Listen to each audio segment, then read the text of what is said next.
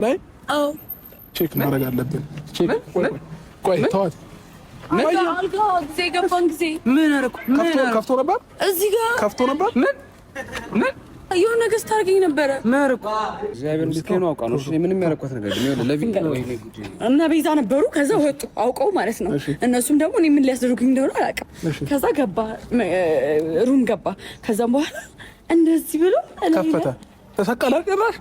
አዎ ተሰቀለ። አዎ እሺ አንቺ ከፈትሽ? እኔማ አልከፍትም ብዬ ነበር ግን ሲያስገድደኝ ወይኔ ጉዲ። ታይ አትናገሪ በቃ ይቀር አትናገሪ። ጌምርሽ ነው ሌላ ነገር እኮ ነው የሚመስለው እንዴ? ታይ አጥግባው በቃ እኔ መፈተሽ ቼክ ማድረግ አለብኝ። ደረጃሽ ክሰሽን ችግር የለም ክሰሽ መፈተሽ አለበት። ማነው ቼክ የሚያደርገኝ? አይ እኔ አሬ ዶክተሮች ምናምን ቼክ ሊያደርጉሽ ይገባል። ሰላም መሆንሽ ማለት ነው። ገባሽ?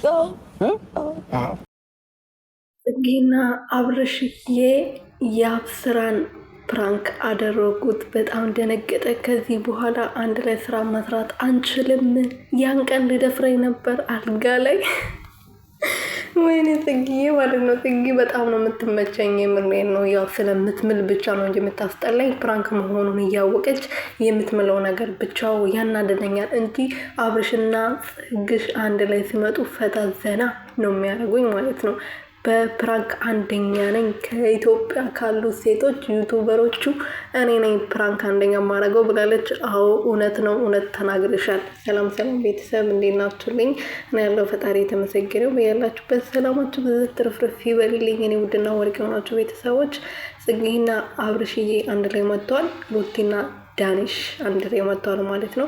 በየቤታቸው አይደለም የመጡት፣ በጽጌ ቤትና በዳኒ ቤት ነው ዛሬ ብቅ ያሉት ማለት ነው። ይሄ ሁሉ ደግሞ ፕራንክ መሆኑ ስራ መሆኑ በደንብ ማሳያ ነው ማለት ነው። ትናንት ማታ ጽጌ ሩቲዬ ከቤት ወጣሉ ብላ ነበር።